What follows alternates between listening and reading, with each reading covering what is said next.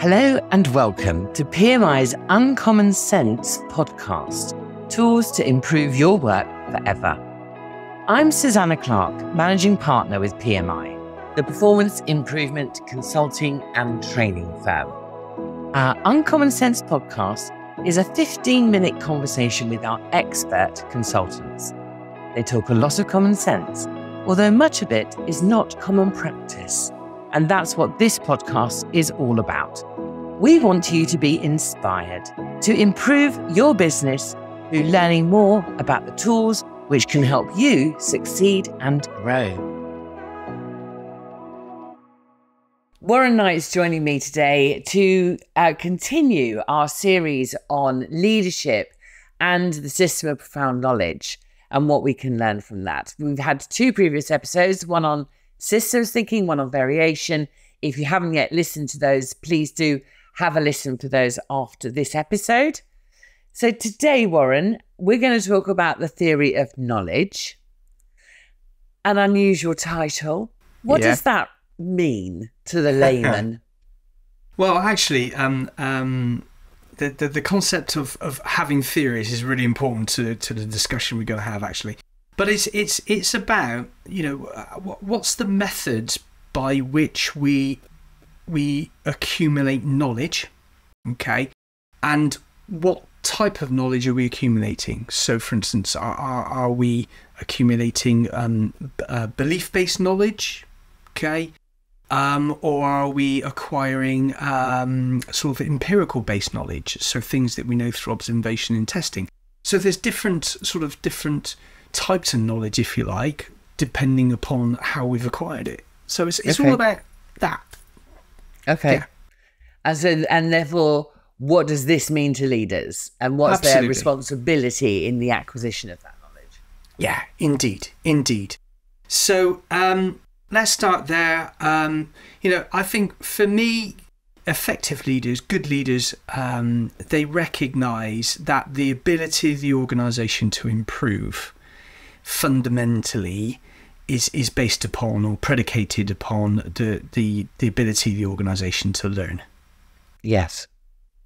And so a good leader will firstly recognise that in truth, learning is organic. Okay, most of the valuable learning that happens in the organisation, therefore improvement, is not done in the classroom. It's done on a daily basis, from top to bottom and from left to right in the organisation. So think about from developing a strategy. It requires learning, right the way through to an operator managing a difficult customer call. There's an opportunity for learning there. Okay? Yes. And it's recognizing that there are abundant opportunities, and so how do we recognize that and then capture that as a leader? Okay. The second thing that good leaders do or recognize is that they have a role as a teacher and coach to help people to learn effectively, to be conscious of their thinking theories and their predictions about their work, and to really encourage colleagues and staff members to test, to experiment, to validate that is indeed good theory and therefore useful knowledge that can be applied in the future for good effect. I think the last thing, and it goes back to types of knowledge. It is my theory, is my through observation that actually often organisations operate on untested beliefs rather than knowledge that has been acquired through application, experience and testing. So does that, we've always done it like this, does that fall into that untested beliefs category? I suppose we've always done it like that. Could be. It depends upon whether the last time it was applied you got the right effects. Okay, you got what you thought you were going to get. Because I guess you've done it in the past, okay, and at some point it got you the right result, and so therefore you keep applying it. But yes. I guess, interestingly, if I think about it, when we reapply that's what we've learned, are we still checking that we're getting useful results? Yes. Yeah, because obviously circumstances change, and therefore what might have worked for us once upon a time may not work for us now. So yes, that would be an example of either good learning or not so good learning. Yes. And you talk about this in a language of learning and that more organic learning throughout the work that you do and the observing it and learning from it in a way that I don't often hear leaders describe or even think about learning, perhaps far more traditional normally in their thinking about learning. Would you say that's true? Yeah, absolutely. I mean, this idea of a learning organisation, okay, is not a new concept. The idea that the organisation is equipped, it has skills, it has approaches to learning, and can use those to to adapt, to change, to improve, to continuously improve. It's another way of thinking about it, really. So I often ask leaders and say, so how does your organisation learn? And typically, in response, they'll point me towards L&D, point me towards the e-learning platforms that they have, in the organisation and things like that. Which, in truth, I often wonder whether the consumption of information is actually knowledge, and I don't think it is. I think information isn't necessarily knowledge. Okay. There's something you need to do. So what is it you need to do, Warren? Right, well, what do I need to do? Well, if you think about it, actually knowledge is based upon a theory, something, an explanation of why we get something, the results that we get, okay?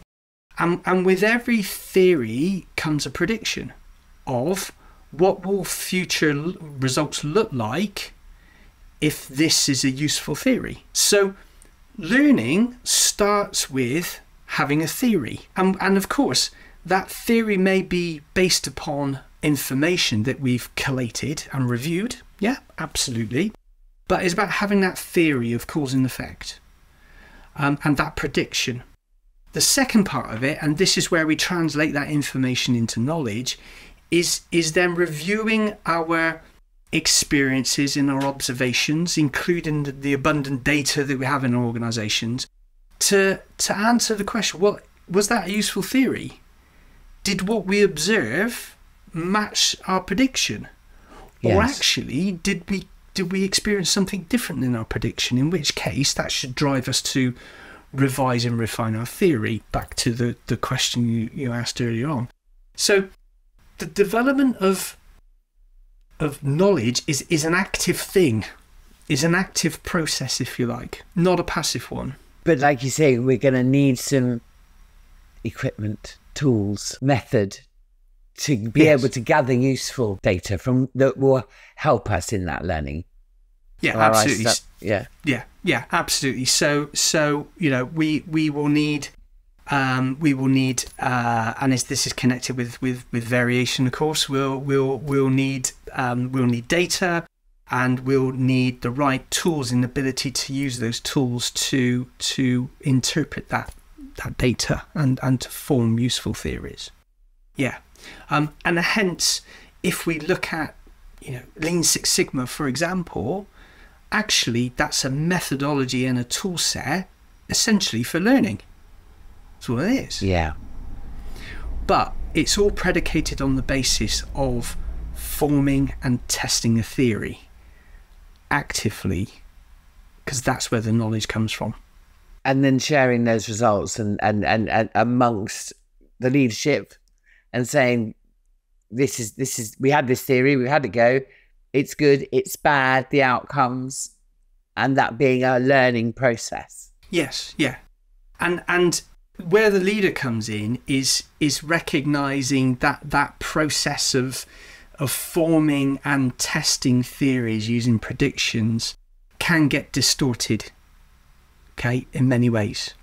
It can get distorted because often we're not actually clear or conscious of the theories and the predictions we're actually operating on. Okay. So in a sense, we therefore sort of miss the opportunity to learn and acquire new knowledge because we're not aware of what's driving our actions.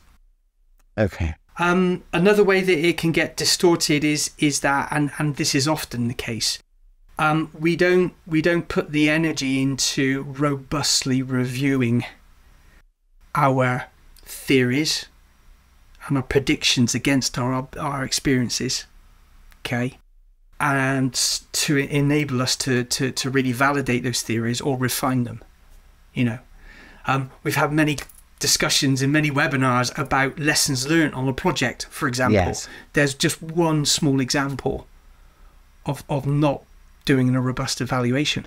The third one, and this one very much connects with psychology, is discounting or dismissing evidence that suggests you need to either update your theory or indeed discard your theory. Yeah? That being, in a sense, brave enough to throw away an unuseful theory. And so what we do is we cling on to them, okay? Yeah. And we dismiss the evidence, okay? And we talk it away as though it's not valid in this situation, or we just dismiss it and ignore it. Yes, and although I know you're talking about something that is different, and because you're talking about having data that says that theory needs to be dismissed, but I've certainly come across situations where even without data, clients have come up with an idea that they think is the answer to everything, and they're just championing. We've got one person is championing it, and that champion has got a very loud voice, and so everyone's going along with it. No one's standing up and saying, "Are you sure?" Absolutely, and that was that back to the third role of the leader is to challenge the organisation when actually they are operating on beliefs or even superstitions, rather than tested theory. Dr. Deming's always just saying, "God, I trust everybody else. Bring data." It's yes. Because if, as you said, if you've got somebody with enough credibility and enough authority in the organisation, if they say a theory of confidence, okay, people believe it to be a fact. When it's not, it's still a theory. It has to be tested. Excellent. I'm sorry, I think we're going to have to do an episode on the science of language, Warren, in the future, because there's so many, when I listen to you talk, there are so many wonderful words that actually are very scientific in their nature, theories, predictions, hypotheses, and so on. And actually you use them in an everyday way. And I think that language of science is very helpful because it's very specific. And when you understand it, you know exactly what it means. And I think that as a language, having that as part of your toolkit for any leader is a useful set of tools. Absolutely, and yes, when you sort of, and I think this is what good leaders do. They sort of they put it into plain terms, and pretty much everything we do when we create a plan for our day, that's based upon theory and prediction. Everything that we do. Thank you, Warren. That was excellent. Really, really good food for thought. And it also helps. So often people talk about sort of on-the-job learning. That's the heart of it, isn't it? Is doing that knowingly. Doing that knowingly so that you can become fully competent at what you do. And when you become fully competent at what you do, that's when you start to challenge what you do, and that's where the improvement comes from. Thank you very much. Great to talk to you today. Cheers. Thank you. thank you so much for joining us. You can find more episodes of our Uncommon Sense Tools to Improve Your Work Forever in our Knowledge Hub on our website, or, of course, your favourite podcast platform. And do subscribe so you never miss an episode. Don't forget to check out the show notes for this episode, where you'll find links to more content on this topic, which includes webinar recordings, toolbox guides, blogs, and infographics, and our training page. You can always drop us a line on team@pmi.co.uk and arrange a time to have a call to talk about how these tools can help you in your organisation. We'd really love to hear from you.